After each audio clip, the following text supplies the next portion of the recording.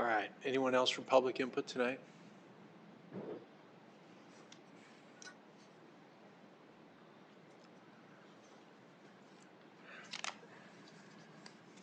My name is Chad Bishop. I live at 7405 South Valencia Drive here in Sioux Falls. This week, the mayor of New York will require children as young as 5 to be fully vaccinated and show proof of vaccination to dine out. Medical apartheid here in the United States of America. Papers, please, in the largest city in the United States of America. Let's do the opposite of New York City.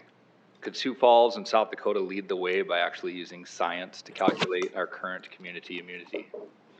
When questioned on CNN by Sanjay Gupta, Dr. Fauci conceded natural immunity had to be discussed seriously, having no firm answer when asked to justify mandatory vaccination for COVID-19 recovered after the Israeli data was published.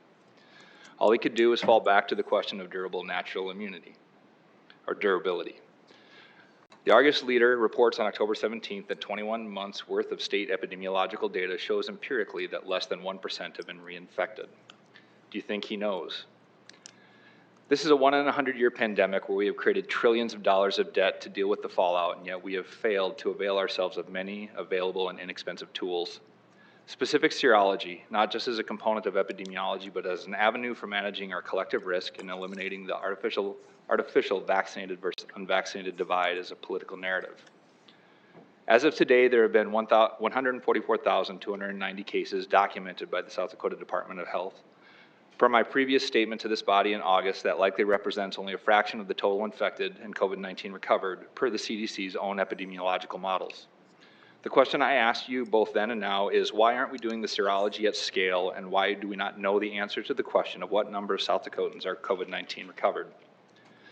There is now over $974 million for COVID-19 relief in the state treasury in an attempt to use science to resolve these artificially divisive political issues, rebuild trust with a skeptical public, and bring clarity to policymaking at all levels within the state, including this body.